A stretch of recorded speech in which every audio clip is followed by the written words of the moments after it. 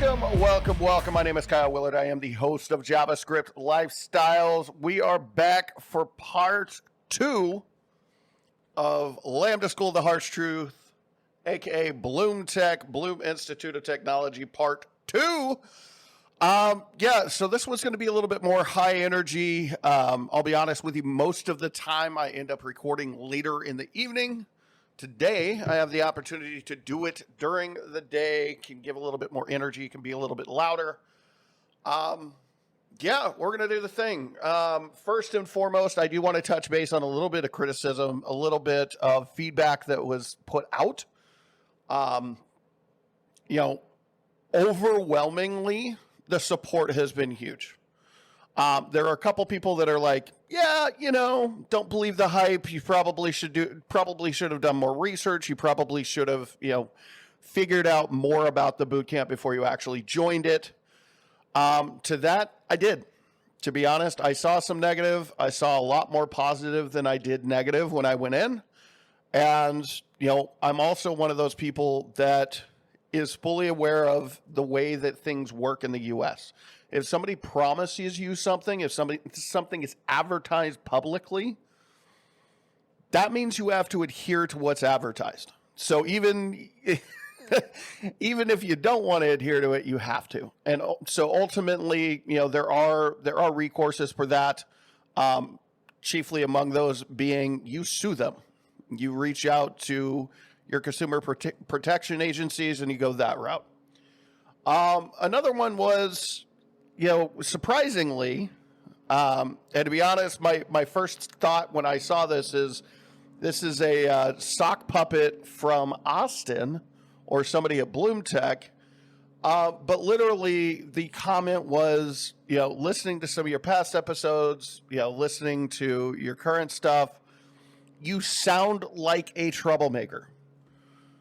All right, cool. Let's be real. When you want to disrupt something that you feel is negative, you have to be disruptive.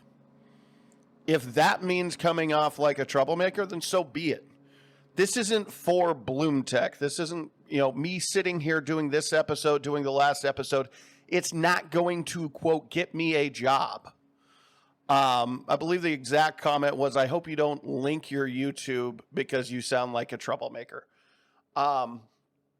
This isn't for a job. In fact, I was very candid on the last episode that there's an inherent risk to me publicly coming out and saying, hey, these folks have a problem. Here's what it is, right? And I'm going to expound on that. We have people that are connected to Google. We have people that are connected to Amazon, clearly considering that they had a partnership. So to be honest, I'm not even going to try to apply for any of the major organizations because honestly, because of how shady this was handled, because of the way that this was handled, because of the lack of transparency, because of, repeated articles and, testimonials from people that I trust, ultimately, I don't trust Austen and BloomTech not to go around to their partners and the people that are helping them gain initial, investor funding and throwing me under the bus and saying, hey, screw this guy. It's one of two things. Either I'm so insignificant to them that I'm just not worth the effort, or I made them mad enough and needled them enough with words that at this point, I'm blackballed from those companies. Anyway, I digress. That's not what this is about. But I do just want to be straight up and realistic. It's one of those where, no, I don't link my YouTube to work applications or my portfolio or anything else. I should, considering that one of the job titles I look at it on a regular basis is, learning development, right? But I don't. And there are various reasons, most of which, I just don't. I don't. All right. So let's start into this. Let's dive deep. So kind of a quick introduction here. We're going to go over the onboarding. We're going to go over the curriculum. specifically, was it what was advertised, what was actually available. We're going to talk about the actual quality of those materials. We're going to talk about the cohort size, what kind of support we had unit to unit. We're going to talk about the reason that Lambda actually had to rebrand over to BloomTech, which was Lambda Labs. And then finally, probably my biggest thing that I gripe on is Lambda X career placement, and specifically the career curriculum. Onboarding. So what was the process? The process was pretty simple, right? So, and I'll give you kind of my pathway to Lambda, right?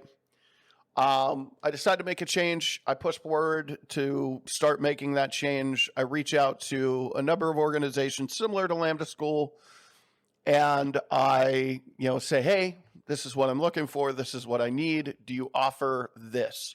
And specifically what I was looking for was a part-time boot camp. This was towards the beginning of COVID in the US. So this was around, May, June, July, that area. So everything was locked down. My kid was going into his first year of school. So I had a feeling that, in my state, which is on the West Coast, that I was going to have to teach him directly instead of having, him actually go to school and be taught in a school setting. Obviously, he still had a teacher. It was through Zoom. Honestly, that's a whole different ball game. I'm not going to get into it. But yeah, so I needed something part-time so that I could focus on my kid. I needed to be in a position where I was flexible enough to take care of things around the house and make sure that, we were in a position during lockdown periods to be safe, happy, healthy, etc. One of the big pieces when I reached out to Lambda, I requested information, got a phone call. Not a big deal there. That's pretty common. WGU, SNHU, several actually colleges do that. But the biggest thing, and I think this is kind of the first bad taste that I got. My background is sales management, sales training. I've been around for a long time. I've taught a lot of people. I've made a lot of sales. I was very good at doing it. And one of the biggest components that I ran into with Lambda is that I felt like I was in a used car showroom when I was talking to the admissions people. And not just any used cars sales room or sales floor, but one where their salespeople were desperate, right? My assumption is that they have quotas where they have to sign up a certain number of people. And because of that, especially if you're light on people, you tend to have a little bit of desperation sink in. That's not the best feeling. That's not the best experience. But on the other side of things, it's not particularly wrong, right? So these folks' jobs, the admissions people's jobs, are twofold. You're supposed to qualify whether or not that person is a viable candidate for your program, get them signed up, move them through the process as effectively and efficiently as you can. Cool. Got it. Good to go. I actually initially disengaged from Lambda once we started talking about the ISA. There were certainly aspects that were concerning. For example, I wanted to actually do the math, and the math for the ISA, including taxes over here on the West Coast, was going to be something along the lines of between taxes and the ISA, I was going to be running negative 37% of my income at all times until the ISA was paid off. I did eventually come back and go, okay, fine, I guess. You said that the first unit's free. Might as well give it a shot, see how I like it, go from there. And once the actual documents were signed, everything was moving forward. At that point, you got access to the pre-course work. Pre-course work was pretty generalized. HTML, CSS, some basic JavaScript. All of those are fine. Every bit of that is fine. What's not fine is to tell me that this is how you get admitted into the school. And then to have conversations with both instructors and students after I'm in who are telling me they didn't even do the coursework and that is actually not a thing. So what apparently happened is that originally Lambda School was very selective on who they got in because it was critical that, their completion numbers were very high, right? This is pretty common in business. You have to prove your model is successful. So what you do, you limit, the customers, you limit X, Y, and Z, whatever variables you need to limit to maximize your success. So for example, it's entirely possible that to start with, you had to have a college degree, right? I don't know that that's the case. It's probably not. But in choosing people that only had college degrees, what that would have done is you already have completion on a long-term educational program, which means it's more likely that these individuals will be successful. Pre-course work was fine. It's pretty basic, but it was fine. Once you actually got to your start date, you would actually have an onboarding session. Onboarding was a few things. Number one, they're going to hype up the school some more. They're going to, remind you, hey, it's important to learn how to learn, always learn on your own as well as here. They're going to have a conversation about the ISAs again. They're going to have everybody sign the ISAs. They're also going to show you where you can get support, where you're going to submit your assignments, all of that, right? They go over the course. And this is kind of the first hitch for Austen's side of this argument, or for BloomTech's side of this argument, right? And this is what's being argued to a degree, and this is to a lesser degree in the lawsuit that's current, right? So here's the first problem. In this onboarding, at that point in time, things were talked about that shouldn't have been talked about when it came to the curriculum. Things like Java still being in the program, the way that they hyped up Lambda X and basically made it sound like, this was something where they were going to hold your hand. TLs being able to become a TL. So all of these things were talked about, and these are things that we're going to talk about throughout this, especially TLs. That's a major, major thing.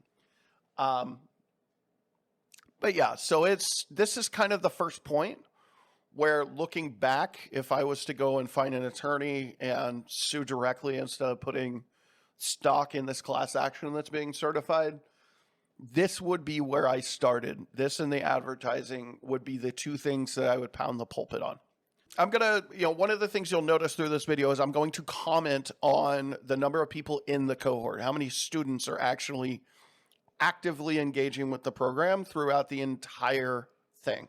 This is super important, and it's very, very, it's something to pay attention to. Let's just put it that way. Cohort started with over 100 students. I want to say it was close to like 120.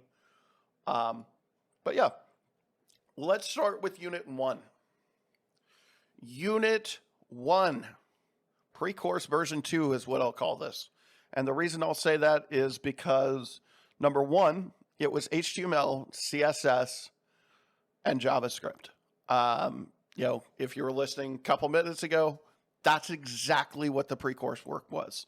The main difference was this. Flexbox, or responsive design, was brought in for the HTML and CSS portion. And then once you got to JavaScript, it got a lot more advanced than what the coursework or the pre-course work was. Instruction quality wasn't bad. I can't say, without blasting the instructor that, overall he was a pretty solid instructor, but he's not what was advertised. He's not an industry-leading instructor. He's not somebody that works for one of these large organizations, is hyper-successful, and is on the very cutting edge. Was he fine? Was the quality of his instruction fine? Absolutely. I still have the instructor on LinkedIn. I think he's an awesome person. He does have his own business. He does still do development. He actually has hired Lambda students in the past. There's a lot of good things to say about this instructor. Responsiveness, he's probably the second most responsive instructor that we had. But yeah. So here's when we hit our second hitch. The second hitch was less. So less is a CSS preprocessor, and it's, less, SAS, two different things, very similar. Less was removed from the curriculum. However, going back to onboarding, going back to the advertising, this was something that was set to be in there. And it is something that as you progress could be something that's important to learn, especially if that's an area where you struggle, right? Yeah, so that was removed. Not super happy about that, but not like a crucial thing. HTML, CSS, responsive design, specifically Flexbox. I know that we mentioned grid. I don't think we actually got into grid very specifically. That was something that I ended up going out and learning on my own. In fact, I still have the css-tricks.com website for grid sitting on my bookmarks bar because it's not something that I use on a regular basis. But yeah, not too bad. Moving on though, at the end of each unit, they have a pretty simple structure, right? You go in, you get the basics, you expand on the basics. From there, you jump into a build week to essentially prove your grasp on what was taught. So Unit 1 build week was the best build week that my cohort had all the way through the entire program. Okay. I specifically said, hey, you're not putting in less. You didn't teach us less.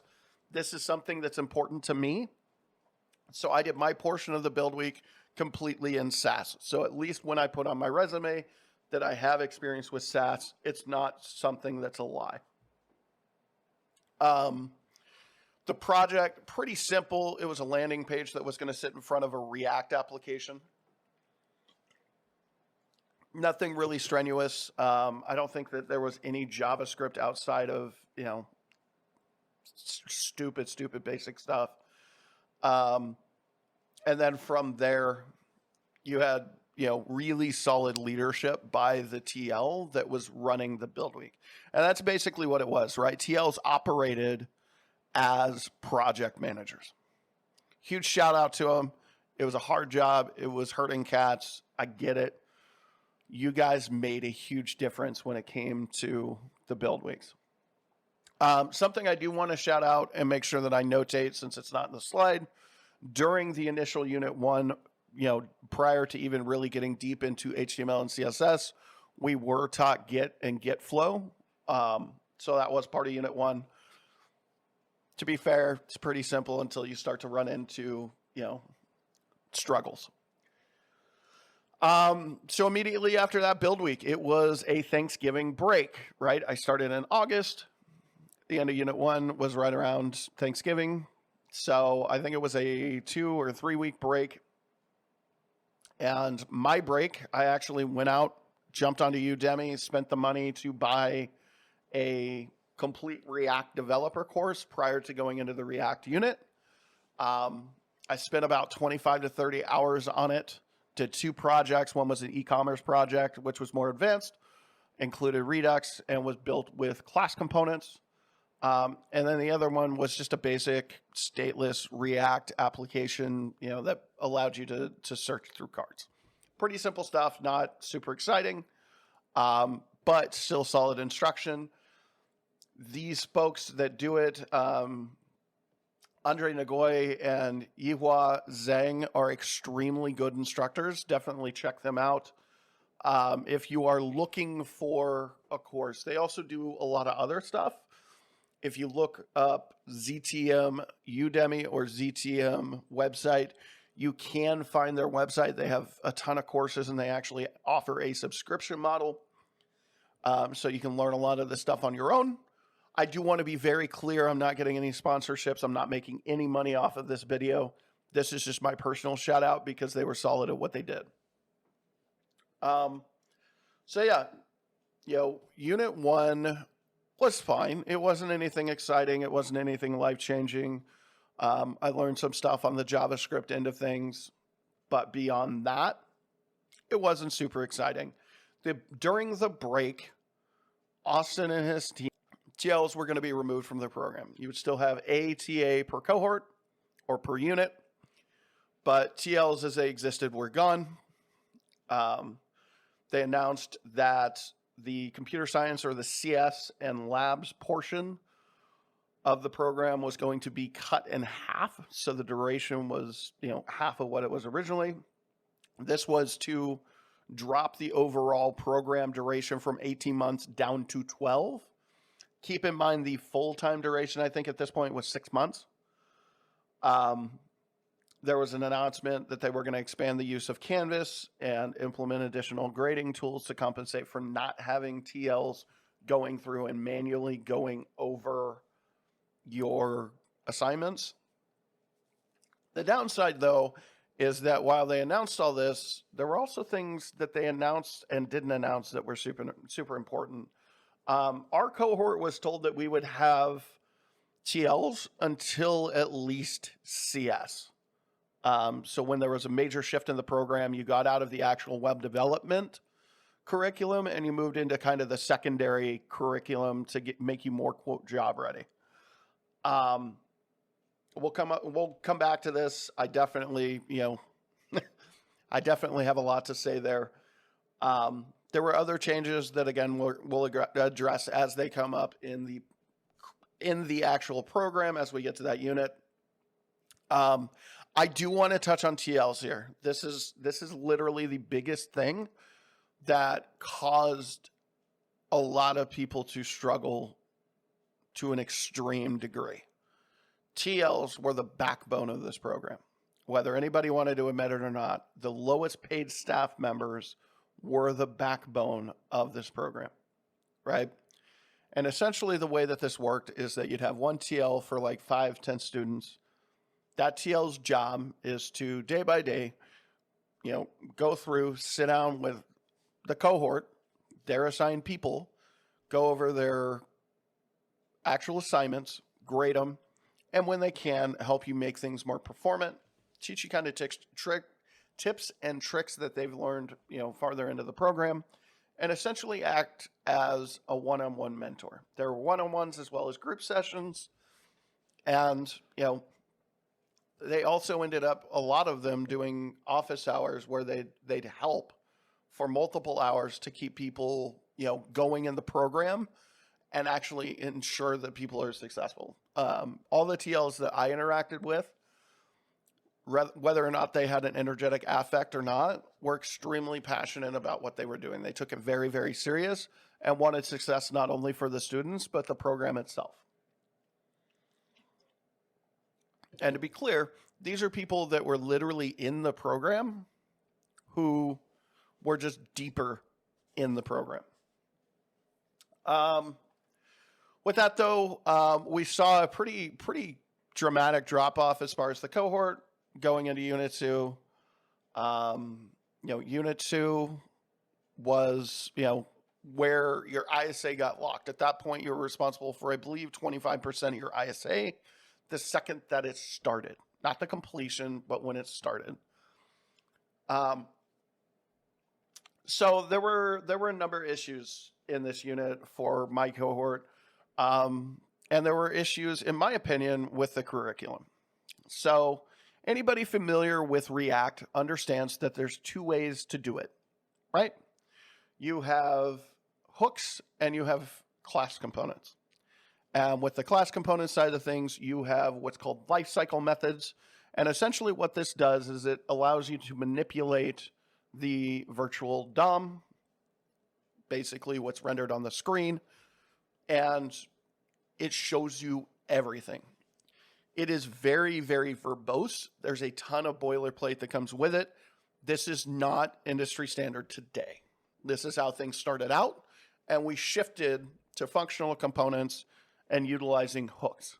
And essentially, what hooks does is it takes all of this boilerplate, it takes all of this extra code, and it strips it away. It makes it way more simple. But the problem with that is because it makes it simple, it hides the ball. You don't actually see what it's doing as clearly as you would if you utilized a class component.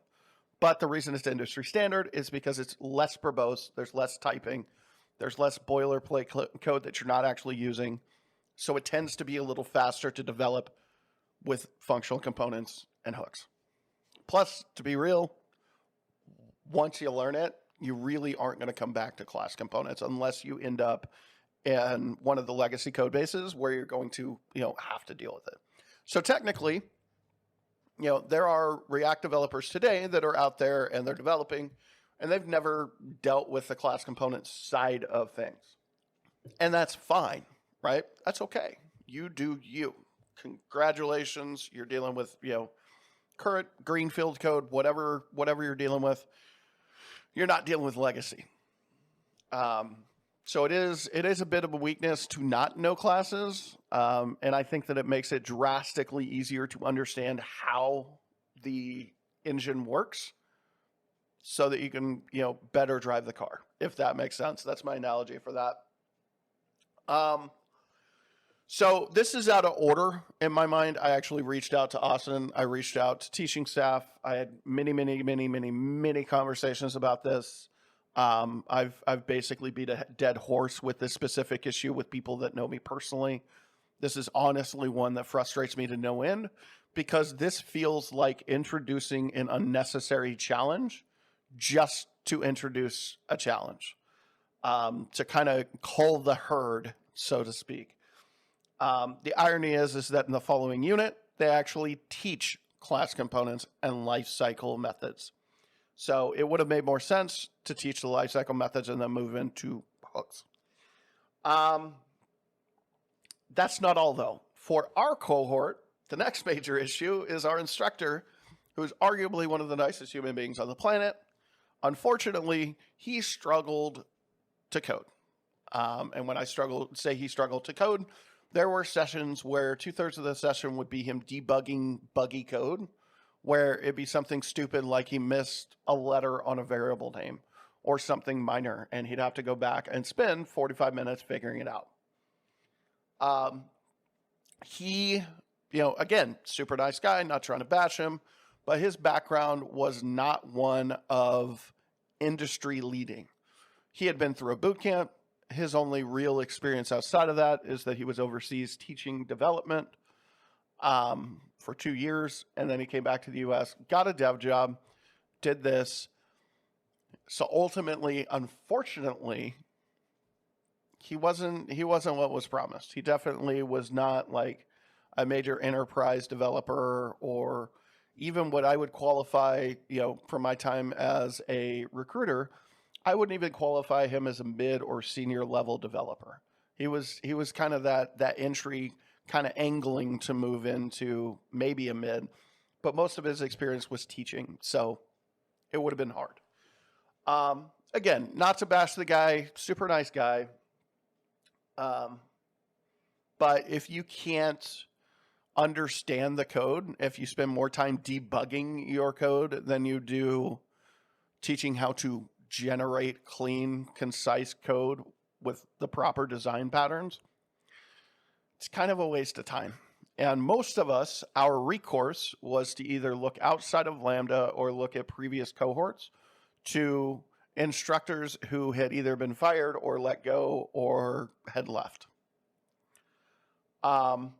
Next up, I'm a big fan of being treated like an adult.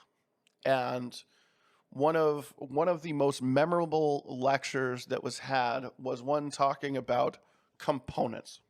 And for those that don't fully understand React, maybe you're not into it yet, maybe this is the first time hearing about some of this stuff and the language is a bit odd to you. Components, very simply, are a piece of code that fits into a larger piece of code to make a whole web application. Components, there are two major types. You have the reusable components that you use repeatedly throughout your application, you have none,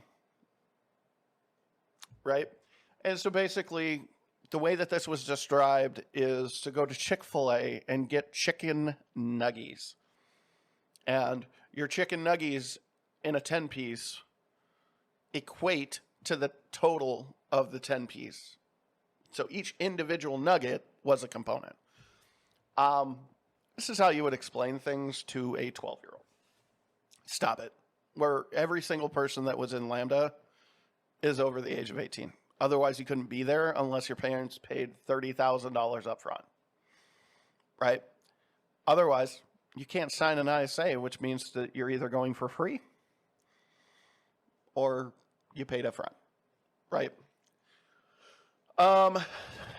Because of the debugging issues, because of the struggle to actually code and teach effectively, several of the students in this cohort reached out and requested a different instructor. Finally, it got to the point where myself and a couple others reached out to the teaching assistant. Since we didn't have TLs anymore, we didn't have people that we had a relationship with. We had a teaching assistant, and that was basically it.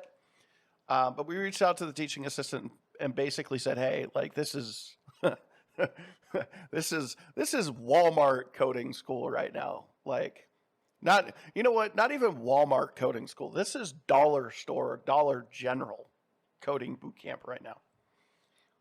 And we were told that we were going to get like Whole Foods. The lead instructor was brought in after about probably half, 2/3 of the curriculum was already gone through. That much of the unit was gone through.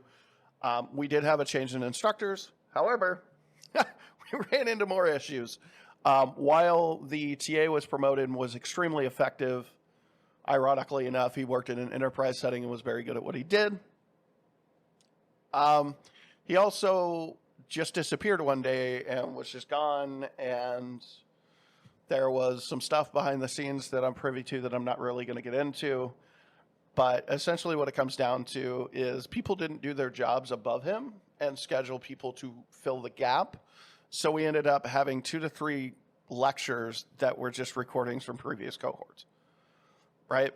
So essentially, if we're being realistic, my cohort essentially had to lean on previous cohort recordings that were in archive to get through this entire unit, right?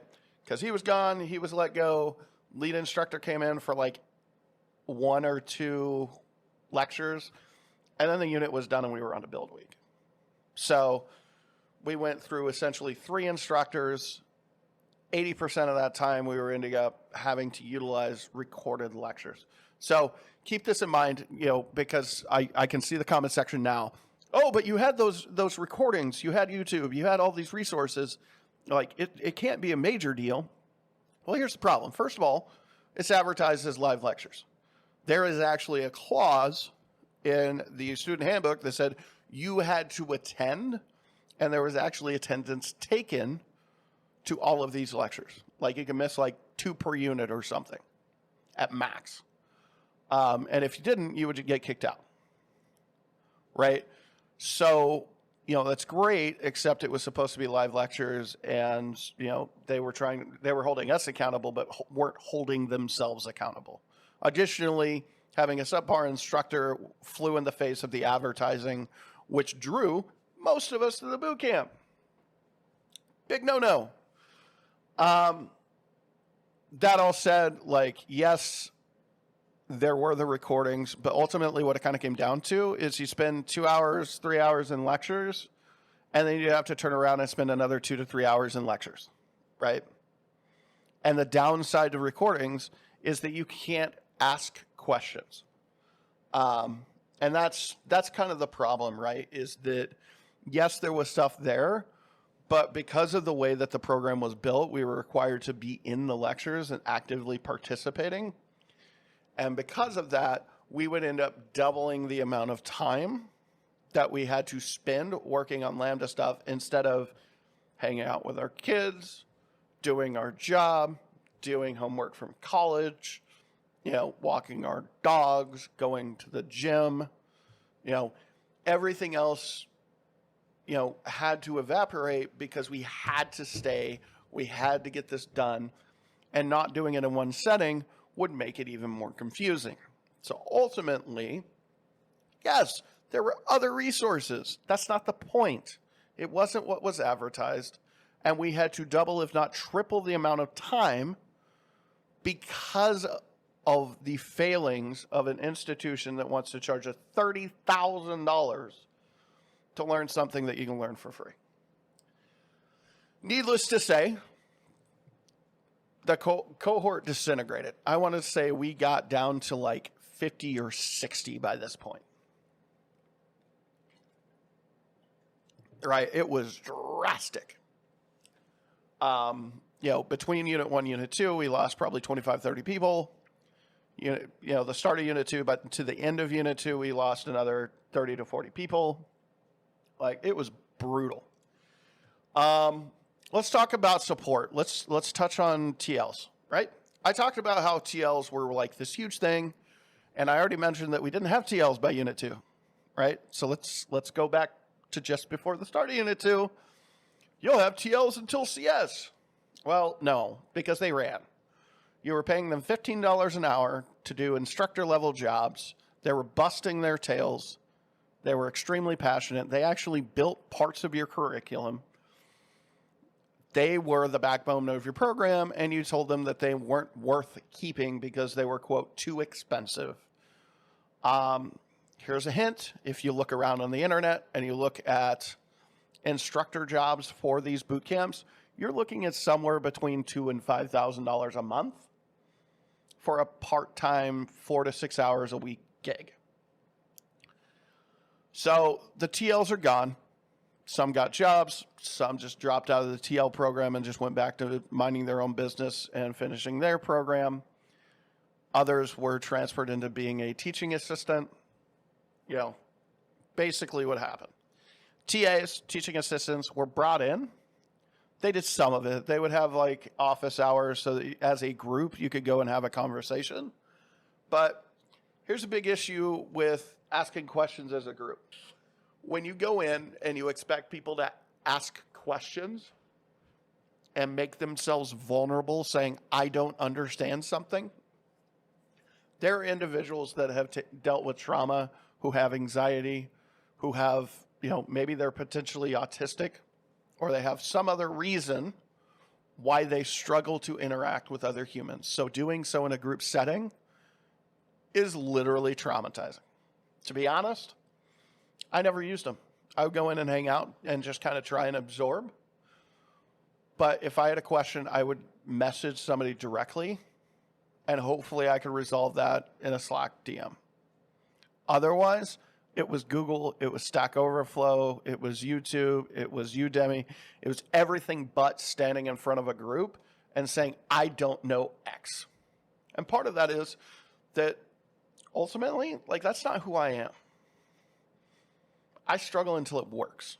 So there's parts of this program that were difficult for me because of that decision. And that's on me. And that's fine. However, if we had TLs until CS, it wouldn't have been a problem because that program would have locked into place and we would have been able to ask those questions one-on-one and not had an audience in doing so. Ending up with the peanut gallery chuckling or, making other snide comments, which there were various little groups where that happened. This also meant that people who needed drastically more help than the rest of us were left to tread water. There was one gentleman who was in his late 50s, if not 60s, who had come to the program with the idea of reinventing himself and learning development because he was really interested in it. He had been a teacher. It was a big thing for him. However, he had to get a lot of help along the way. He flexed multiple units and ended up being, quote, flexed out. Basically, he had to restart a unit too many times, so he was let go from the program. However, if you flex out of the program, you're still responsible for the percentage of the ISA to the unit that you got to. So if you got to unit 3, even if you're spending 60 hours a week, if you can't get your head wrapped around it, you're still responsible for 75% of the ISA, or 50% of the ISA for unit 3, I suppose. You're still locked.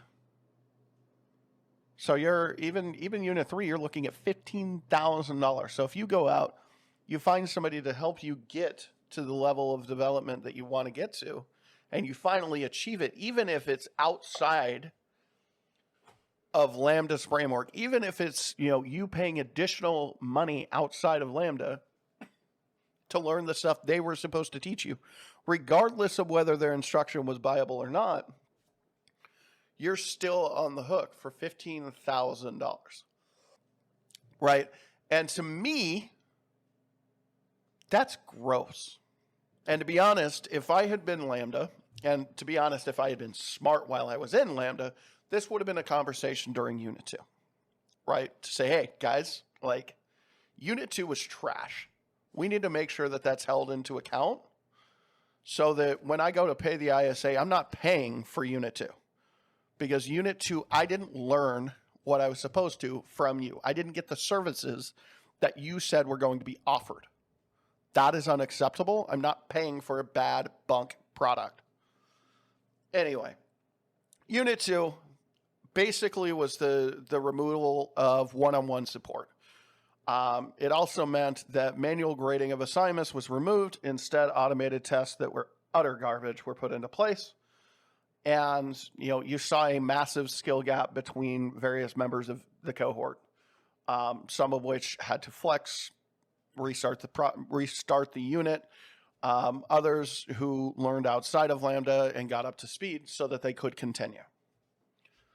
The other thing that happened is they implemented what was referred to as the mentor-mentee program. I am going to be as blunt as I can. This was the most insulting dumpster fire of an idea that I have ever seen. The idea behind this was that once you get into development, mid and senior level developers are expected to mentor junior developers. Great, cool. It's industry standard. You saw things like pair programming. There's lots of different aspects that you do this in. It is very important. However, as a junior developer, you're not mentoring the rest of your team. That's not your job. It's not your place. In fact, I've seen people fired for it because you're overstepping your bounds. So the idea was we're going to implement mentor-mentee to bring in additional one-on-one support. So essentially, students are going to pay for Lambda, and we're going to mentor other students out of our time to do the assignments and to learn. Okay? And this introduced a whole host of issues. Number 1, mentors just didn't show up. Number 2, mentors were never assigned.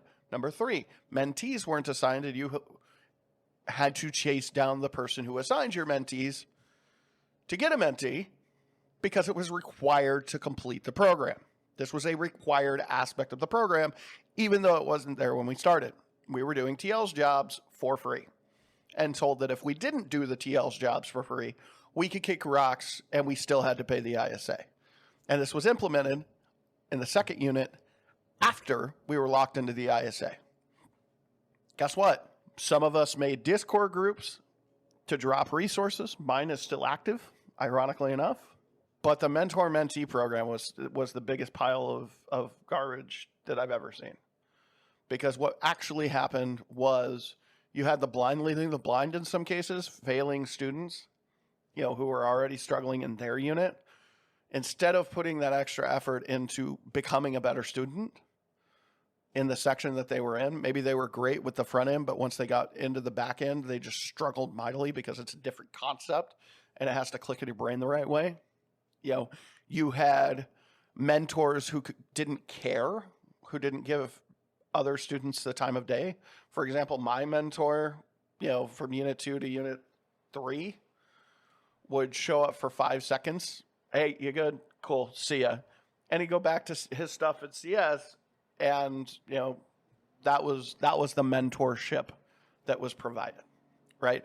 Because these calls aren't monitored, right? These are just Zoom invitations. You hop on Zoom, you hang out for however long, and you jump off. None of that is monitored, and because of that, it's a joke. It was bad. Ironically, Unit 3, I actually got stuck with 2 mentees. I went through, during my time, I had a total of 3 mentees. The first one bombed out. The second 2 bombed out. Not because of anything about me. They just didn't want to pay for the ISA. They didn't feel like the quality was high enough to be worthwhile. And they figured out, for myself and others, that this is all stuff you could learn on your own. And it makes more sense just to put a year and a half, 18 months, or a year into going and getting a college degree and going that route. Why? Because the industry still requires it. Because at the time, Amazon wouldn't even consider you without a college degree unless you were like Albert Einstein of programming. Okay? Let's talk about the automated tests for a second, and then we're going to move on here. Automated tests were terrible. There were tests that would literally go down to the nitty-gritty to the point where literally you had to name a component exactly the right name, or it would throw a red flag and you couldn't finish your assignment. It was built with webhooks, so it was kind of a pain in the ass. It was actually in a CI/CD pipeline. It was awful. It wasn't explained well enough. The tests weren't executed as well as they should be, and they went farther than necessary to make it more difficult. And that's kind of a common thread with Lambda when I was there, is that they would intentionally throw up challenges to stump people because they were trying to cull the weak, right? They wanted the crap students out. So instead of having better admissions practices and dealing with the pre-course work, they wanted 1,000 people to get through the door, but they also wanted that 1,000 people to get to Unit 2 so that they could lock them into an ISA. And then after Unit 2 or during Unit 2, you'd flex out and you would still be on the hook for $5-10 grand. That is how that comes across, right? I don't know if that's a fact. I don't know if that's being said behind the scenes. I can't prove any of that. That's the feeling as a student, is that they want you on the hook for something. That way, if you do become successful on your own, if you get motivated by getting kicked out of Lambda School or BloomTech, and you go off and you learn this material on your own and you get into a development position, now they're going to tax you 17% until you pay your money back. So even screwing people and not getting them all the way through the program, they're still making money. And that's what it comes down to, right? In the first video, we talked about the fact that, Lambda was getting advances on ISAs, which, to make sure I cover the entirety of it, Austen vehemently denies, right? There's documents that prove it, according to the New York Magazine Intelligencer article that I literally read in that video. I haven't seen them. I'm going to take his word on it. I haven't dug that deep. That's fine. But that's the feeling on the other end, is that this is all just about money. It's not about an alignment of skills and alignment with students. It's not to propel students to success. Otherwise, things would be built differently. Because companies that are aligned for success would focus on what could be better for the student instead of what could be better for the bottom line, especially less than a year after you end up securing over $47 million. Because I guarantee you, 100 employees, 200 employees is not adequate to burn through $47 million unless the people at the top are taking 10 of it. Okay. All right, so what was included in Unit 2? Advanced JavaScript, specifically DOM manipulation. They literally taught you how to manipulate the DOM in preparation to teach you how to use React to manipulate the virtual DOM. React, obviously, Axios, React hooks, styled components. I don't remember if styled components was Unit 2 or Unit 3. It was one of them or both. React router, and then some basic testing. You also got some basic testing in Unit 1 with JavaScript, but then they moved into Jest for the React side of things. I think they have Cypress somewhere in the program as well. But, ironically, I've already covered Unit 2 mentor-mentee. I'll end up changing the order of my slides here. Actually, I'll just hit it again because it makes sense. The change was to counter the removal of TLs required for the completion of the program. It was the TL's job without the pay. It was time taken out of your schedule to teach other people. This could sometimes be as little as like 5-10 minutes, 15 minutes, all the way up to hours and hours and hours, depending on how bad your mentee was, at stuff, how hard they were struggling. It resulted in subpar students teaching other subpar students. And there were instances like myself where it was one mentor and two mentees. Unit 2 building. Let's get the hell out of Unit 2. Good God, I swear to God, this is like half this video, 3/4 of this video. Unit 2 build week. No leadership. This was student-led. This goes back to the mentor-mentee philosophy of you guys need to figure out how to do it on your own. We're not going to have TLs there. They're too expensive. Quote unquote, they're not effective, which was the language that we were getting from the leadership.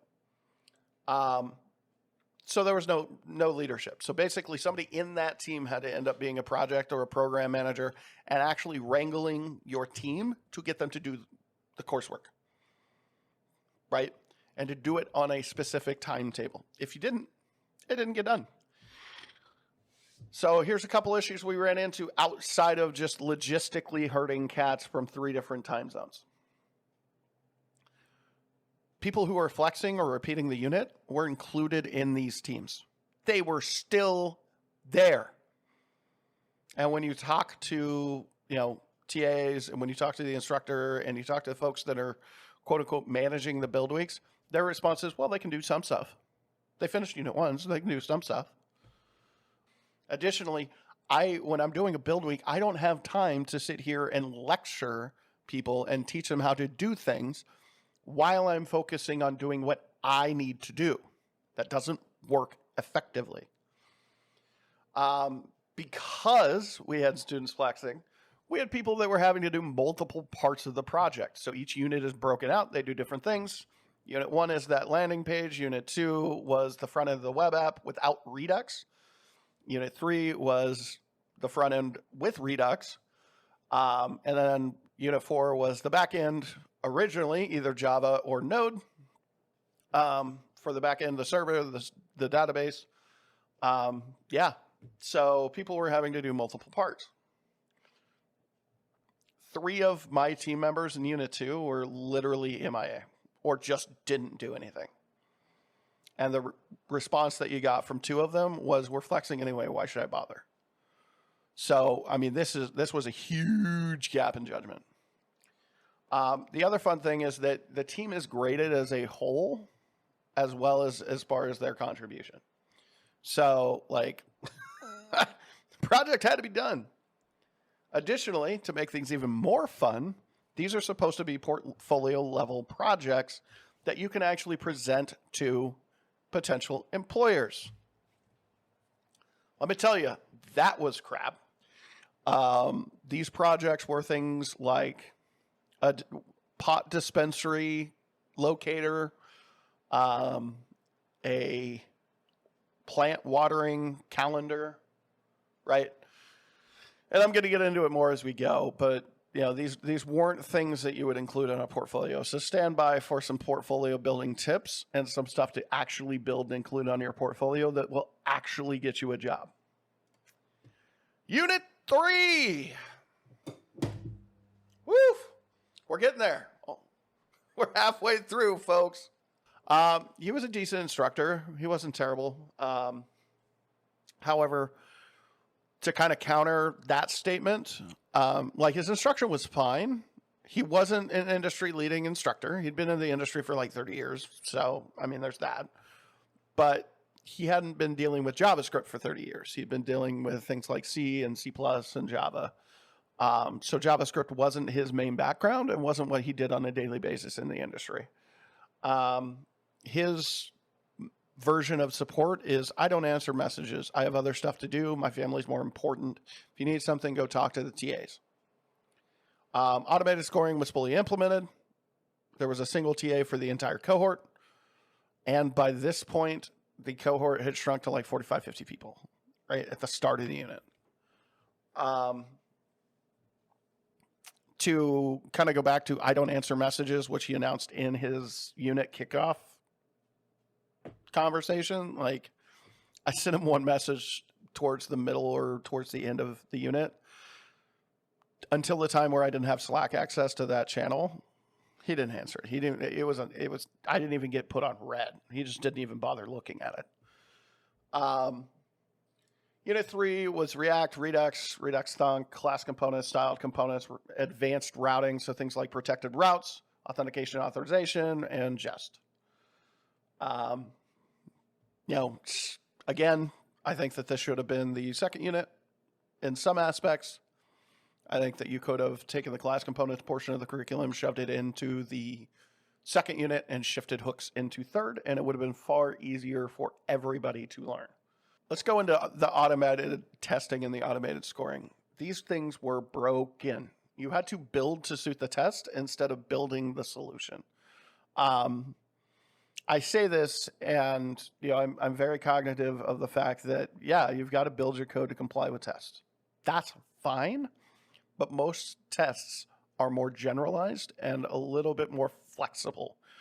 When I'm saying that these things were rigid and you actually had to build to the test, we actually had to open the test code to figure out what it was testing for to build the solution. Because you'd go out, you'd build the solution, you come back, you throw it through this thinking you were done, and then you spend another 2 to 3 hours building to fit the actual test because it was stupid things like the names of components. The irony here is that what was happening was that the previous units started to see these tests already implemented, and the accountability stopped because these people were grabbing code from previous cohorts and they were just dumping it into a file, making 1 or 2 edits so that it's not exactly the same. Maybe shift it from class components over to hooks or what have you. Whatever they needed to do to make it their own, and then turning around and submitting it. Additionally, people were shifting from class components back over to hooks because that's what they knew, and it was faster, right? Accountability was removed. People flat out didn't need to do stuff, and they just submitted stuff, and they were still in the unit after this. I've seen people literally send an empty document, an empty file onto GitHub, and they still got through this unit. Unit 3 build week. Woo! If Unit 2 was bad, Unit 3 was worse, man. No leadership, complete dumpster fire. Still had to mentor during the build week. Projects, as I already stated, were garbage. A lot of people ended up repeating the same project multiple times through the entire course. And, I said that I'd kind of mention why these weren't, good projects for your portfolio. We'll come back to that. They were not portfolio quality. And the reason why is this. I'm going to take a couple minutes. I'm going to actually explain this. I spent over a year as a technical recruiter working with some of the largest companies on the planet. Okay? Planet. I worked for the largest staffing agency globally, and I dealt with some of the largest organizations in the Pacific Northwest. When they go and they look at a portfolio, which sometimes they do, sometimes they don't. Sometimes they look at a resume and just have you do a technical interview, and then based on that technical interview, they go from there, whether or not you get to even have a conversation with the hiring manager. When they do look at your portfolio, they are looking for something very specific. They want a project that looks at a business, a domain, if you will, right? So accounting, let's say even, a pot shop, right? It would be a better project to build out an inventory control application or a POS application or a CRM or a customer relations management application, more so than even if it's, partially done, right? Even if it's not even remotely feature rich. those would be more viable than a pot shop locator or a water my plant calculator, because it focuses on business needs and it's utilizing a design principle called domain-driven design, right? You determine the needs of a business, and based on those needs, you design a project or product to fit those needs and to meet or exceed those needs. These are not that. If you are looking for projects to do, take an industry you've already worked in, whether it's fast food. Maybe you were in college and you were like the library assistant or an IT assistant or, a student aide or what have you. Take an industry that you're in or that you have a family member in where you either have the expertise and the knowledge about what that business needs, or you can sit down with somebody and talk about the needs of a business, at which point you build a project based off of that. Honestly, sitting down and interviewing somebody with subject matter experience is honestly better, because then you can include your notes and your entire development process from thought to completion and present that as part of your portfolio. That is a huge skill set, and it's very much in need. And a lot of these enterprise companies, that's the style of development that they're looking for. They want to stick you with a subject matter expert or two, and they want to say, hey, these are our needs. This is how we need this done. This is the language that needs to be used, all the way down to color scheme, right? They sit down with the project manager and the product owner and probably at least a senior developer. They all have a conversation. They come up with your backlog. That backlog turns into your work, right? That's how that works. Don't make clones. I don't care about Spotify clones. I don't care about Facebook clones, Twitter clones, whatever clone you want to make. Don't do it. Just don't do it. Build something that suits a business. Unless you are taking the time to revolutionize an industry, and you're going to put in a year to 2 years worth of effort to revolutionize an industry, and you have something that's so groundbreaking that nobody else can do it, don't bother starting it. Unit 4. This is the big one outside of Unit 2 that I wanted to talk about before we ended the core 4 units, right? So the actual development units. Unit 4 was supposed to be the back end, right? So the biggest thing with the back end, and this is one of those changes that I mentioned, was not announced. First of all, shout out to Lambda. They partnered with Amazon for a, quote, enterprise back-end program, during which they taught Java Spring Boot. However, there's a little snag. Java was removed from our cohort midstream, and we had zero access to learn it in a live lecture setting. And I'm being very specific with that language, because when you asked about it, they would tell you, oh, there's a bunch of stuff in the archive that you can go learn. Cool story, bro. That's great. However, that wasn't what was advertised. This was a huge thing. In the student handbook, and this has been the contention from BloomTech, is that, well, we had something in the handbook that said that we could change a good portion of the curriculum without notification, and we could do it at any time, and you're still locked into your ISA. Well, here's the problem. You cannot take an entire programming language and drastically alter an entire unit without drastically altering the nature of the program. You can't take us from learning 3 programming languages to 2 and stating that you did not drastically alter the curriculum. You took 25% of programming languages and frameworks and removed them from the curriculum. That's drastic, right? Sure, it's not 75% of the curriculum, but if you take all 6 units, you sit down, you look at them as a whole, you cut half of CS, there's 10%. You cut half of labs, there's 10%. You took an entire programming language. There's 25%. So at that point, you're looking at closer to 45 to 50% of the program was altered. Not to mention the fact that less was removed from Unit 1. You took a CSS preprocessor. You took TLs away. You took Java Spring Boot away. You cut CS in half. You cut labs in half. Promise that we would get the entirety. I'll come back to that in a minute after Unit 4. Right? And there were other changes that, or other promises that weren't adhered to. Right? So this was one that really pissed me off. Right? Number 1, you took less. Number 2, you took TLs. Number 3, you stole an entire programming language and framework and bait and switched me over to JavaScript and Node. Here's the reality. I'm just going to be candid here. Node is not hard. Node is not super popular. Predominantly, Node, because it's single-threaded, is utilized for microservices.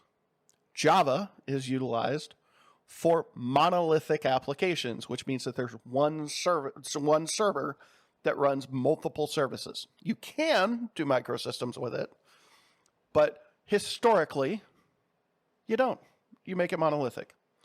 Node, you can do monolithic, but it's basically like trying to put 100 cars into an eighth of a mile worth of single road highway, right? You're going to end up with a traffic jam and have to wait an ungodly amount of time for things to actually get done. It's slow. That's the problem, right? So industry standard, right? There really isn't one. There's a ton of stuff being used. Amazon utilizes Java. Oracle utilizes Java, obviously, since they own it. There's a number of companies that utilize Java that are really, really big and aren't FANG companies, so their requirements to get work there is far less. Additionally, an offshoot of Java called Kotlin is becoming more and more prevalent. This was a really big deal. Okay? Now, I mentioned the partnership with Amazon. This happened roughly the same time. Mid to end of Unit 3, start of Unit 4. So a lot of us that were interested in the Java backend had the conversation of, well, that's great. Congratulations on getting the partnership with Amazon where they would actually remove the degree requirement. That's awesome. That's great for us. How do we sign up? Well, you can't. You already have an ISA. What? You can't. You already have an ISA. You already owe us 30 grand. Because Unit 4, that was 100% of the ISA. You already have an ISA. What? Can we at least audit it and get some sort of credit for it where we can at least get into Amazon without taking both? Do you not see the problem here? You took this away from us and now you're trying to charge us more. You're trying to charge us $30,000 more to come back and take this if we can come up with that money up front. That is what I mean by bait and switch. You ripped a core piece of the curriculum out, and then you tried to sell it to us for an additional cost. No. No. That's not okay. You want to know why Lambda School is in trouble? It's because of crap like this. I keep mentioning the fact that it's all about money. I keep harping on the fact that Lambda School took advances on the ISAs. Why is this important? Why? Well, because it's in direct conflict with what they screamed all day, every day at Lambda. Because we're not getting paid until you do, we're in alignment with your success. You heard that in every single unit. Usually, when something was screwed up. So here's the deal. Okay. This is a big reason why I have an issue with my ISA. It's a big reason why people are trying to get out of their ISAs. This is a big deal. At Lambda School, BloomTech, Austen, all red, they don't want to acknowledge it. Why? Because at that point, if they acknowledge that they screwed up with this specific thing, It means that legally they admit that they screwed up. They admit that they advertised something in an intellectually dishonest way. Okay? And I'll come back to those numbers again. I'm going to come back to the placement numbers because those are important.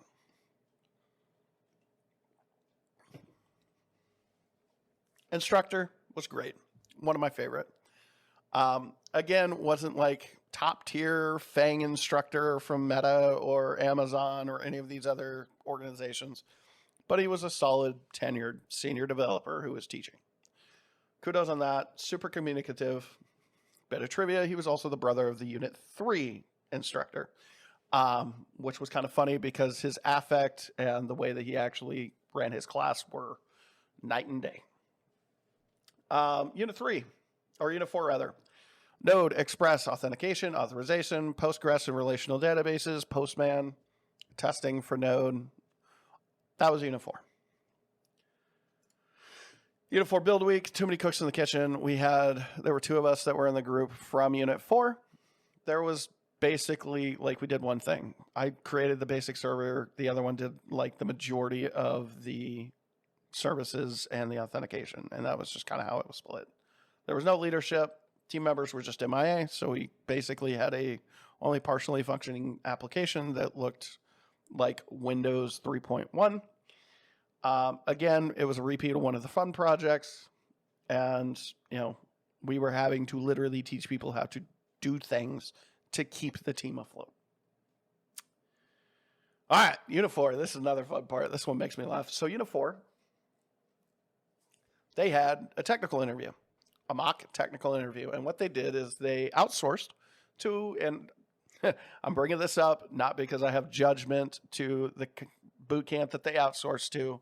I don't have any issues with the folks that did it. I have an issue with the way that this was handled. Okay, so they outsourced this mock tech interview, which was, it was okay. They outsourced it to a South African boot camp. Yes, I did the legwork to find this out. As you might imagine, there were some language struggles. Guy was super nice, but like, it's just, he talked really fast at times. It was hard to hear him and hard to understand him, which I know is ironic since I tend to talk fast.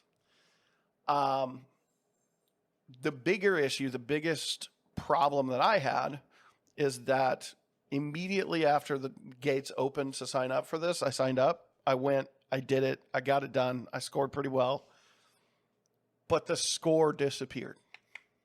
Okay, and it disappeared for like a month.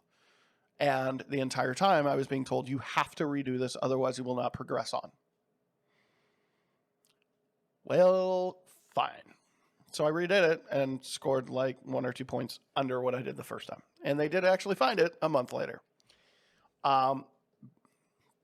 This kind of indicates that Lambda School wasn't QAing their subcontractor, the person that they outsourced this to. It also was frustrating because they were outsourcing this, and this could have been a source of work for TLs or other students internally. All right. Going back to Java Spring, why it matters. Okay. Lambda School taught, when we started, 3 languages: JavaScript, Java, Python. When they removed Java and Spring Boot, it dropped you to JavaScript, Python, and exactly one framework UI library called React. Express is very simple to learn, right? Documentation is very good. It's very simple to learn. It's not complicated. But learning an entire programming language is much more difficult than learning a framework for a programming language. So it was a big deal. And again, I would quantify it as like 25% of the curriculum just got ripped out from underneath me. At least that's my opinion. Maybe I'm just whining to whine. It's an issue. I think it was bait and switch. We'll go from there. Computer science. Let's go back to the unit, between Unit 1, Unit 2 live stream that Austen and his leadership team did. We're going to cut the duration of CS and labs to get you out into the world faster. However, you will still have access to do the original curriculum as you would have done in the past. Nope. That was a lie. That was 100% BS. They cut the duration and expected you to learn Python, and arguably the hardest part of the curriculum, and half the time that previous students had.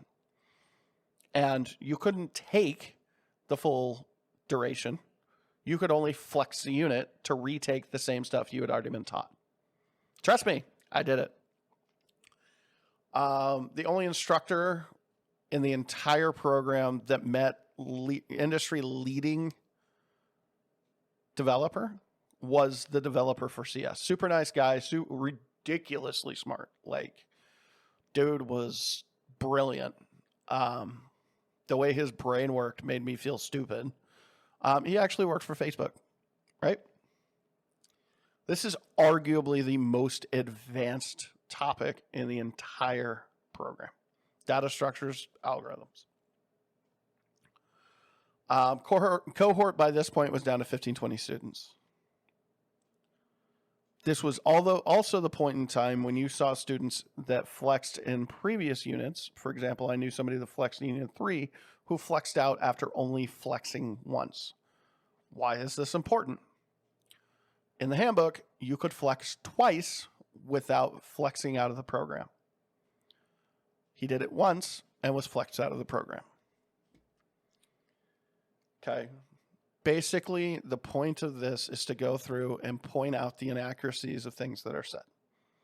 And I will say what I said in the first video, I will say it again. Austen Allred is an extremely gifted marketer. In fact, he should run a marketing boot camp instead of a development boot camp because he's extremely good. However, he is so focused on PR and marketing and refuses to take accountability for any of his actions, positive or any of the negative actions he's taken. He only takes, any sort of accountability for the positive stuff. There's no transparency. There's no oversight. There's just no accountability. Like, these guys are basically in the Wild West doing whatever the hell they want without giving a damn about anybody else. CS, what was taught? Intro Python, intermediate Python, data structures, algorithms. Basically, it was leak code on crack. Afterwards, there was a placement test. This is an industry standard placement test. It's also very difficult because put it this way, it's basically development SATs. Video and screen monitoring, no outside documents or resources, 2+ hours in duration. Like, it was brutal. I was mid-upper placement as far as my grades. I certainly wasn't the top 10%. I'll be very honest about that. But there is an important piece of this that I'll address in a moment. And again, like, I'm not going to blast the company who does the placement test. I'm not going to blast the placement test itself. None of that is my problem, right? What they do with it without communicating what they do with it is the problem. And we'll come back to that. Lambda Labs. Again, the reason that Lambda had to rebrand their entire boot camp, because there's an organization called Lambda Labs. Duration was cut in half, was advertised that we were going to be working on nonprofit or not for-profit organizations. I want to be super clear up front because I know, one of the places I'm posting this to, I'm actually friends with or have a connection with one of the people from this organization. The organization that we did work for, that we did development stuff for, I have zero problems with their organization. I think that the application that they're trying to build is ambitious. I think it is absolutely phenomenal. I think that it is next level, and I cannot wait till it's in my grubby little hands.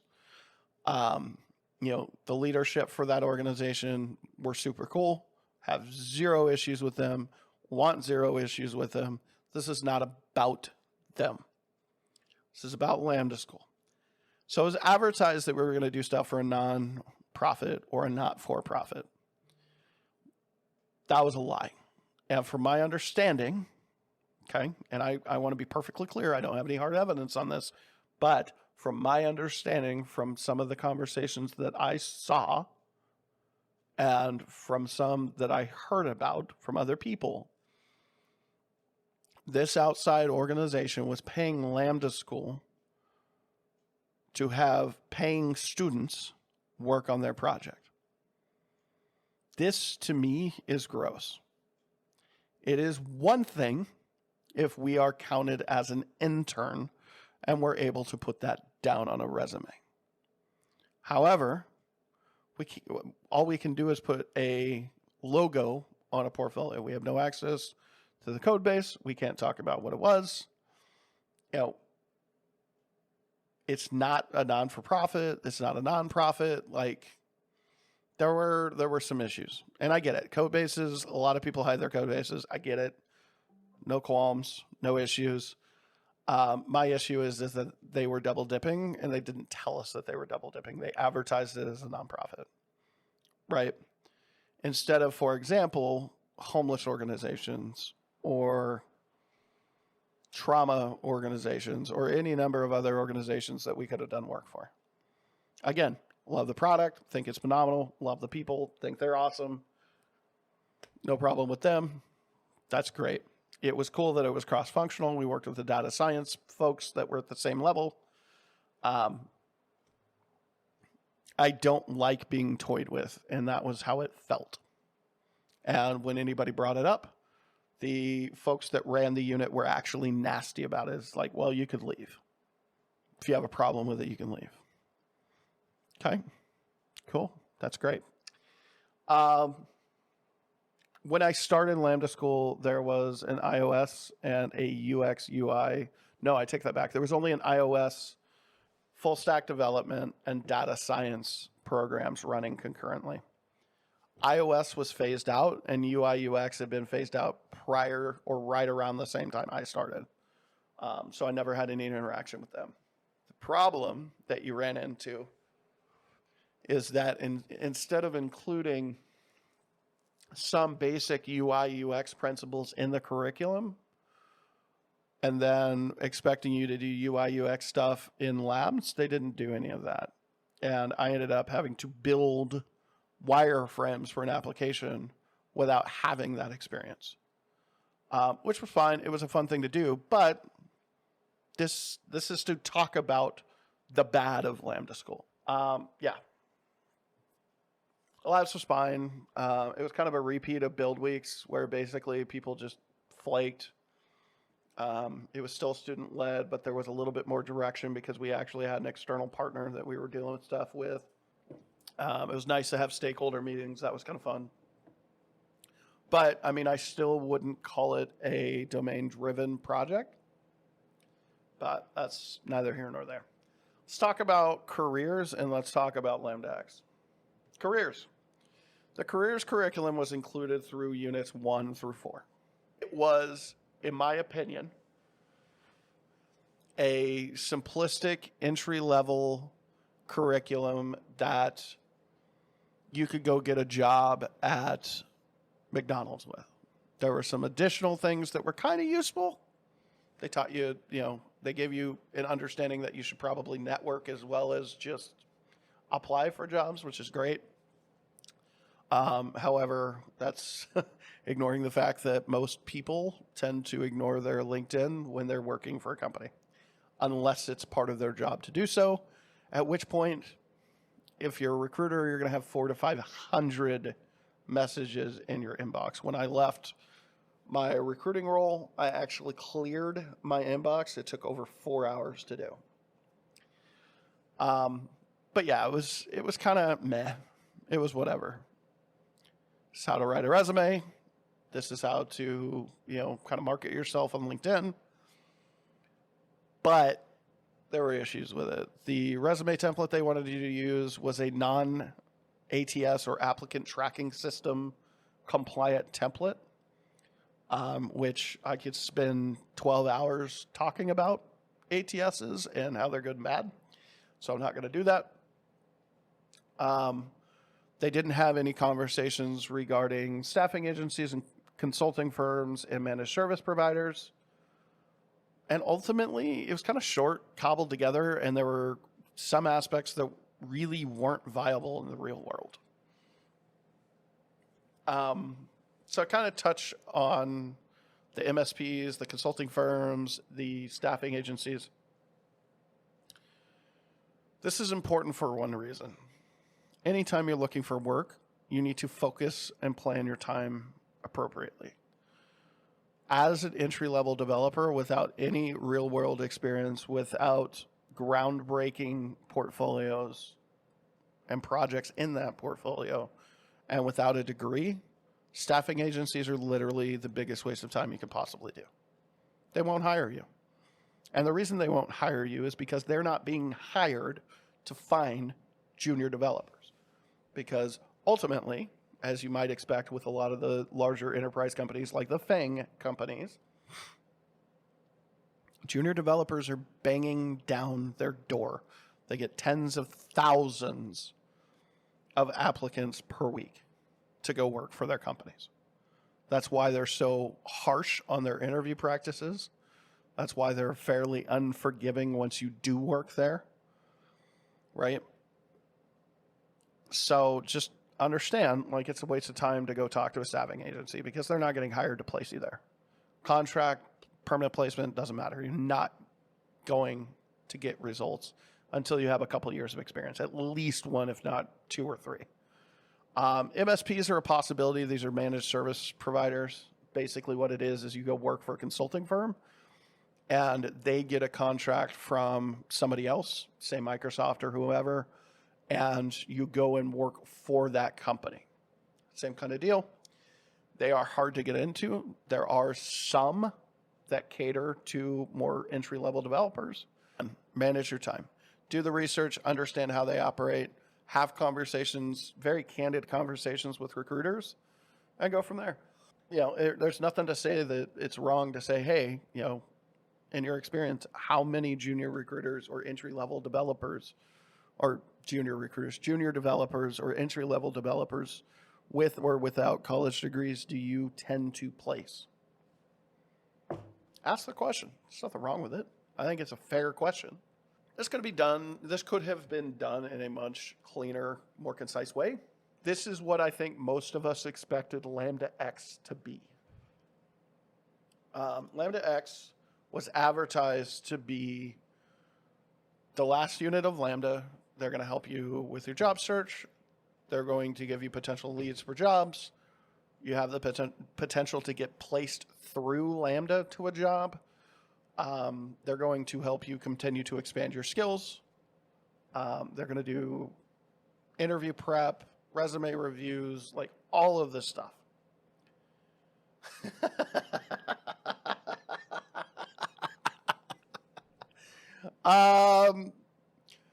So, sure, if you believe that rainbow unicorns exist on planet Earth, Bernie Madoff was more honest than this unit.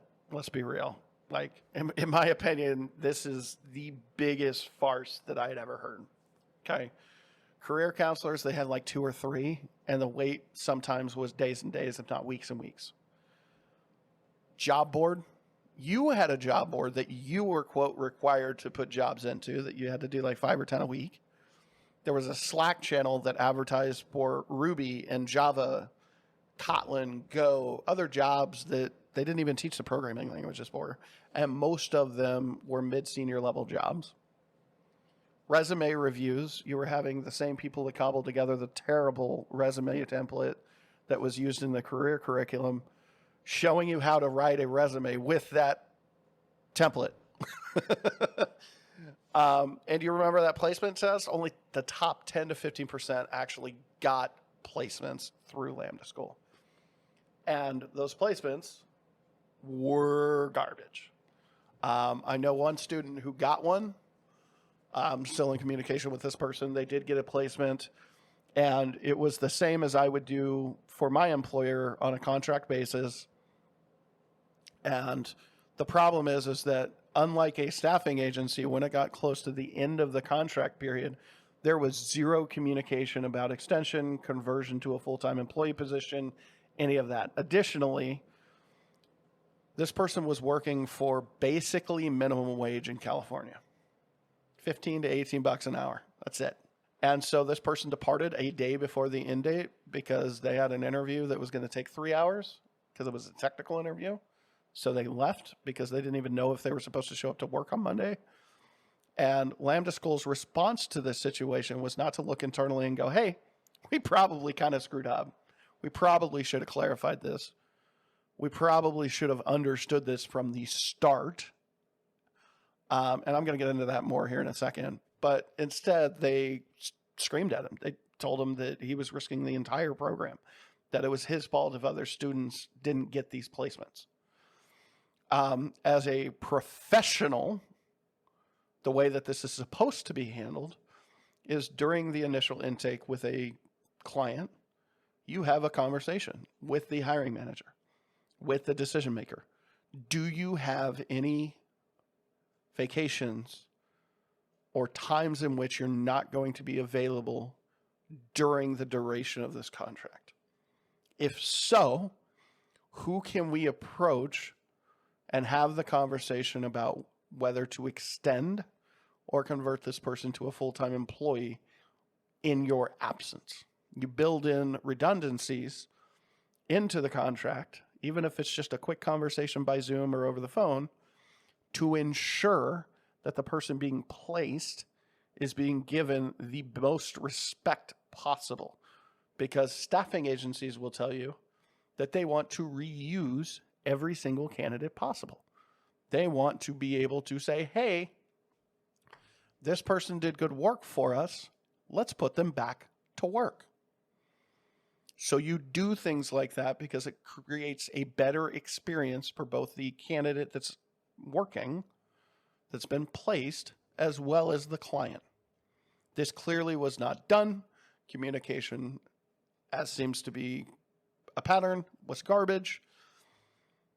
Instead of taking accountability for them screwing up and not communicating, they blamed it on the candidate that was out working. Let's talk about ISAs. ISAs are the backbone of Lambda School, BloomTech, and a number of organizations that do boot camps. Between Unit 1 and Unit 2, I was required to actually sign a backdated ISA. So the way that it works is this. There is a timeline of 5 years during which, if you exceed the minimum salary of $50,000 annually, gross, not net, so pre-tax, not post-tax, and your job title fits the quote aligned job titles, you are on the hook for 17% of your monthly income. You're required to check in monthly and provide a check stub. You're required to submit tax documents every time you do your taxes. And some of the companies, like the one that I deal with, is extremely aggressive. And over the course of the next couple slides, I'm going to show you how aggressive. So first and foremost, understand going into a boot camp like this, if you're getting signed up for 17% once you get a dev job or a tech adjacent job, you're on the hook, including taxes, for roughly 37% of your annual salary. Okay, so plan on losing basically 40% of your salary per year. Okay, take a look at your local income taxes per states that have income tax. Take a look at the federal income taxes per your tax bracket once you have that job, and understand if you're making $100,000 a year, you're going to drop to $60,000 a year, if not worse, depending on where you live. Okay. Plan in the fact that you're going to have, housing, food. If you have sales tax, you're going to have to pay sales tax. Like, it's a lot of things that come into play. Make sure that you budget very, very carefully to make sure that you're going to reasonably be able to deal with this, because these companies are not going to hesitate to take you to collections as fast as humanly possible. Meratas. This is the ISA company I deal with. They have zero phone support. It's literally an answering service. Most of the time, they don't even call you back. They just send you an email. I got 4 to 6 emails monthly yelling at me because I didn't submit a check stub. Usually I'd respond to at least one of them per month and basically say, hey, my income hasn't changed. Have a nice day. I'll give and at one point I actually worked for a company that didn't give check stubs. It's a mom and pop. And they literally hounded me incessantly. Phone calls, emails, everything under the sun I got. And it was ridiculous because once I called them, I explained to them, they don't give check stubs. I'm happy to go to the owner, and I've already done this. I went to the owner. I requested that. I will provide probably 3 to 6 months worth of payment history from them to me. Verifiable. I've got bank statements to verify it, and I'll submit it to you. Now, here's the funny part. That mom and pop that I was working for, I was working part-time, and I wasn't working a tech job. I was actually doing learning and development consulting and sales consulting. So didn't even fit their stuff. Next up, they allegedly use automated systems, which I think to a degree is true, but I think that, and this actually came from Lambda, that they use automated systems. I think that to a degree this is true, but where they used it was complete crap. It was BS. They've blatantly ignored unemployment. I'll get to that. They did a manual override of my income. I'll get to that. They verified my income higher than the base. Again, I'll get to that. Wait for it. Wait for it. Next slide. So if you don't jump through their hoops, they will send you a notice similar to this. Notice the end of the second line and the start of the third line. By the end of today, right? Most of us, especially when we're busy, don't check our email 20 times a day. So an email like this will potentially slip through the cracks. Okay, so there's a couple issues with this notice, not to mention a couple other things. So prior to this notice, I actually, through Meratas, had filed a federal complaint about Lambda School through Meratas, because they actually have to adhere to federal oversight. They're required to help you through that process or to provide the documents so that you can file a complaint. This is almost a month after I filed that. Oh, it's also a month after I reached out to them and said, hey, I'm on unemployment. What you need for me to verify that, what you're asking for, I can't provide. Whatever. Their response was the following day. When I saw this email, I logged into my portal and I saw this. Meratas override, Meratas override, Meratas override, Meratas override. Employer address, a bunch of zeros, New York 00000. Employer phone number, a bunch of zeros. Here's what I want to draw your attention to. And this is where things get very, very sketchy. Number one, the base for the ISA that I signed was $50,000 a year. That was the base. I had to exceed $50,000 a year. I had to hit or exceed $50,000 a year in a tech job, specifically development or development adjacent. To be clear, these jobs can include sales, support engineers, tech support. They tried to come after me because I was a technical recruiter, for Christ's sake. Anything that has tech in the name or is tech period, they're going to try and charge you. Your job is to respond to Lambda School or BloomTech directly, and I'll kind of go over the structure here in a minute, and tell them, no, that's not how this works. You provide skills.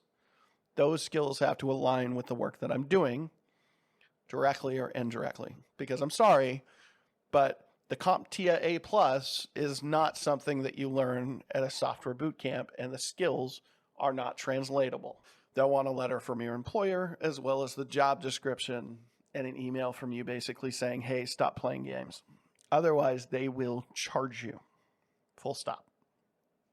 Now, here's the key to this situation that is really gross. The annual income is exactly $70,000, which is $20,000 higher than the base. It means an increase in monthly payment of over $300, almost $400. Okay. So instead of being like $600 and change, it's almost $1,000 a month. So first question I had for them is, why would you jump to 70,000? Why would you intentionally try and jump a couple $10,000 hurdles to go $20,000 higher than the base? If it's just lack of information and you're going to charge somebody, it makes more sense, and it's far more reasonable to go after $50,000 a month. Question 2. My second question for them was, why did you backdate my employment start date to last September? You are aware that the role, the position, and the company that I worked for at that point in time was not in alignment with the ISA, and my ISA was deferred for that time because of that. My income exceeded the minimum, but it wasn't in alignment with the skill set that Lambda taught. And in fact, I was doing recruiting, and I didn't separate from that company until April of 23. So why would you backdate it to that? Okay, moving on. Number 3. The next question, why would you backdate a payment due to a full month prior when you have communications prior, during, and after that date, giving you information you're asking for and communicating with you and filing complaints, especially once the ISA was supposed to be paused because I filed a federal complaint, which was the language that was given to me by the Meratas employee that I spoke to. Why would you backdate that? That seems a bit retaliatory, right? I file a complaint, they backdate it till basically when I file the complaint, so that then, a month later, when you do this, what, are you going to go after my credit? Number 4, your July's income was verified at $70,000 annually. Okay, what verification do you have to prove that my annual income is $70,000? Especially adding in the fact that when I had this conversation with you, I was unemployed, which means that my annual income logistically cannot be $70,000. If I could make 70 grand on unemployment, man, I'd be on unemployment for the rest of my life. Let's go. But that's not real. That's not, I guarantee you, outside of the period in which they were due the additional COVID disbursements, there's no way in hell that it can be that high. And I asked these questions. Okay. And I reached out to Lambda, BloomTech, because of it.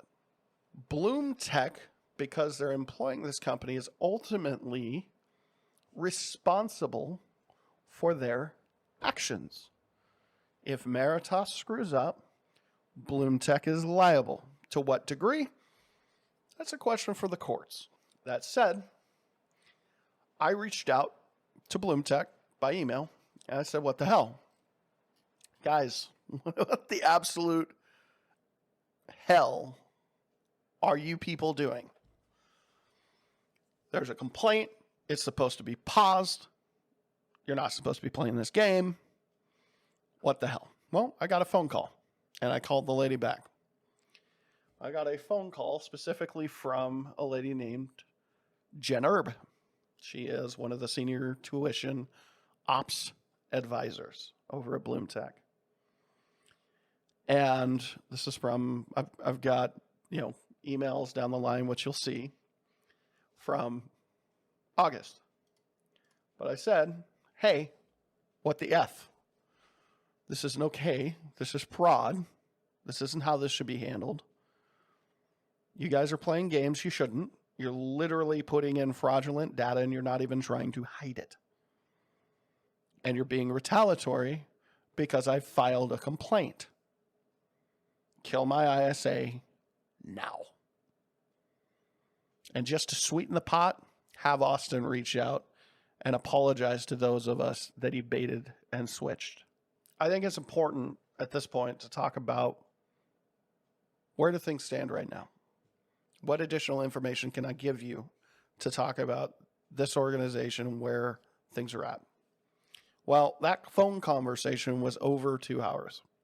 I think it was like an hour 45, hour 50 something, a little over 2 hours, somewhere in there. I don't recall the exact duration.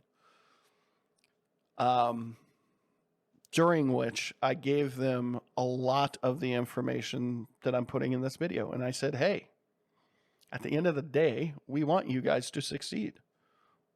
Some of us, multiples of us, have offered to come on staff and help you revise things so that it is more in line with what's being advertised and to help you be more successful. We want your success.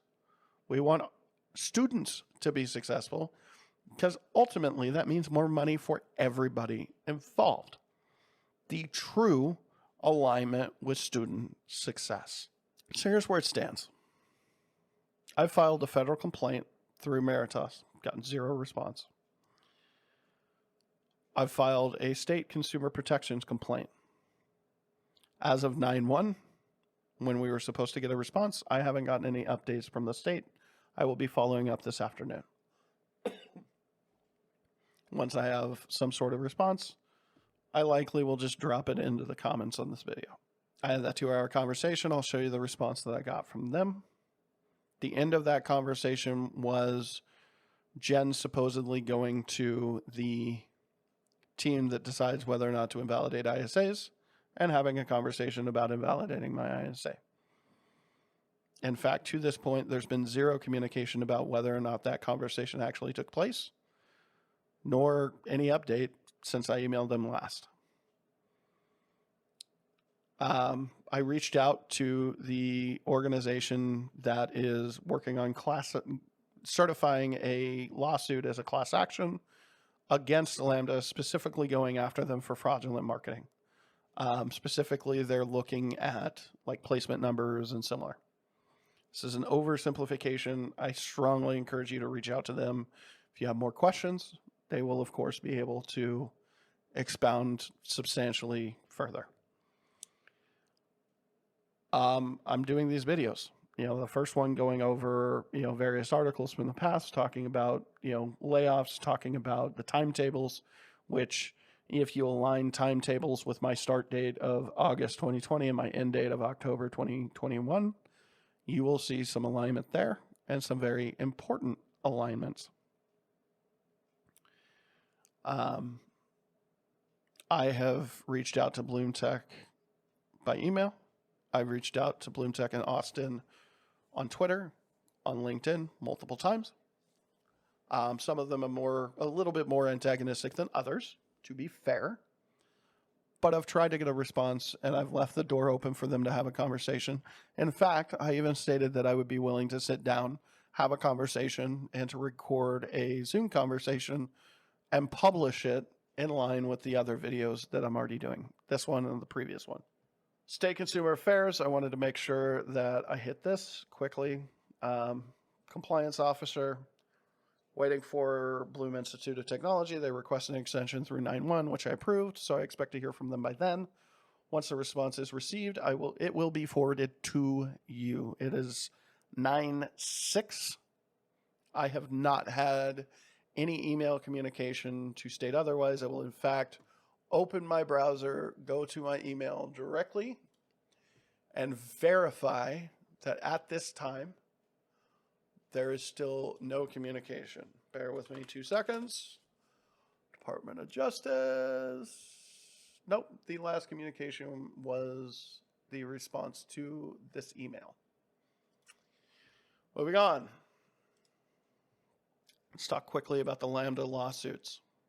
It was, as I stated in the first video, according to a former employee and students, placement numbers were off.